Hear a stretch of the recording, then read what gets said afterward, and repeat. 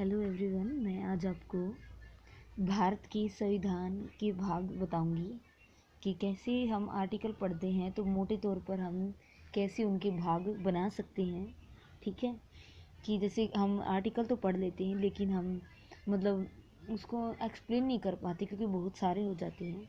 395 explain हम कैसे कर पाएंगे, इसलिए मोटे तौर पर हम इसके 22 भाग बांट सकते हैं। 22 भाग बांटे गए हैं। तो मैं आपको रीड करवाऊंगी। थोड़ा सा पहले बेस बता देती हूँ, फिर संविधान के भाग स्टार्ट करती हूँ। ठीक है, ये बहुत ही ईजी है यार, आप आसानी से पढ़ सकते हो इसको। ठीक है, देखो पहले बताऊंगी कि जो संविधान के भाग है ये 22 होते हैं हमारे। ठीक है, और इनको 395 अनुच्छेदों में बांटा गया है। ठीक है, पहले इसकी 8 अनुसूचियाँ थी। ठीक है, लेकिन अब 4 और ऐड कर दी गई है जो कि 12 हो गई है और इसके 22 भाग है। ठीक है, बस यही है। हम स्टार्ट करते हैं। संविधान के भाग देखो, ये यहाँ इस सीरीज में तो है भाग, आप ज़्यादा मत देखिए, सिर्फ मैं बता रही हूँ वही देखिए। इस सीरीज में तो है भाग और इसमें है जैसे कि हम क्या कर रहे हैं इस भाग में, थोड़ा बहुत एक्सप्लेन है उसके बारे में और इससे संबंधित अनुच्छेद है। ठीक है, सिर्फ 3 रो देखनी है आपको, ये 3। ठीक है, और नहीं देखना है। भाग 1 में है 1 से लेकर 4 तक अनुच्छेद हैं जो कि हमें देश की जानकारी बताते हैं।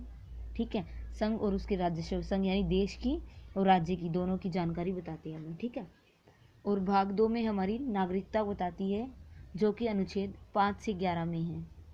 ठीक है, और भाग 3 में हमारे मूल अधिकार है जो कि हमारे अनुच्छेद 12 से 35 में आते हैं। ठीक है, मूल अधिकार हमारे 6 हैं, सबको पता है। 7 थे, जबकि एक जो हमारा संपत्ति का अधिकार है वो हमारे भाग 3 से उठकर भाग 12 में चला गया है जो कि 300 ए में आ गया है, 300 ए में है। तो भाग 3 में हमारे मूल अधिकार है जो कि 12 से 35 अनुच्छेद में है। भाग 4 में हमारे राज्य के नीति निर्देश हैं जो कि 36 से 51 अनुच्छेद में आते हैं। राज्य की नीति निर्देश यानी जो राज्य की हमारे जो प्रिंसिपल है उसके बारे में फॉलो बताते हैं, एक्सप्लेन कर रहे हैं।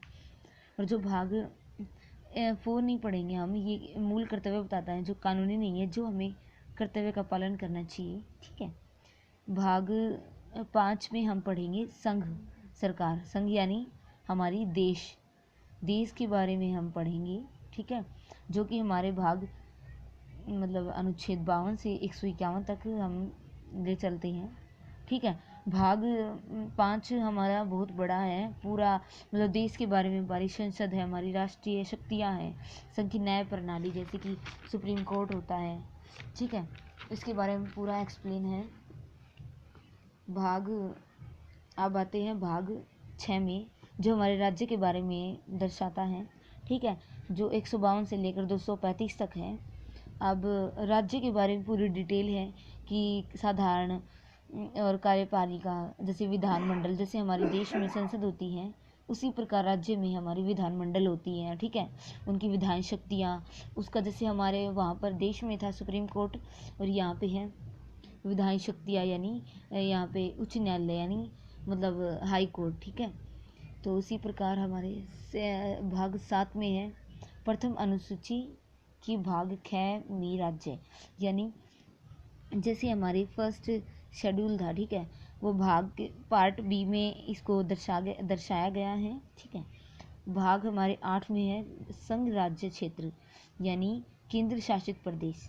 देखिए, हमारे भाग 5 में था देश के बारे में और 6 में है हमारे राज्य के बारे में और हमारा 8 है केंद्र शासित प्रदेश के बारे में जो कि अनुच्छेद 239 से लेकर 242 तक है। ठीक है, और अब आ गया है भाग 9 जिसमें हमारी पंचायतों के बारे में है जो कि 243 से है, लेकिन इसी 243 के ही बहुत सारे पार्ट हैं, कम से कम 14-15 पार्ट हैं। ठीक है, बस।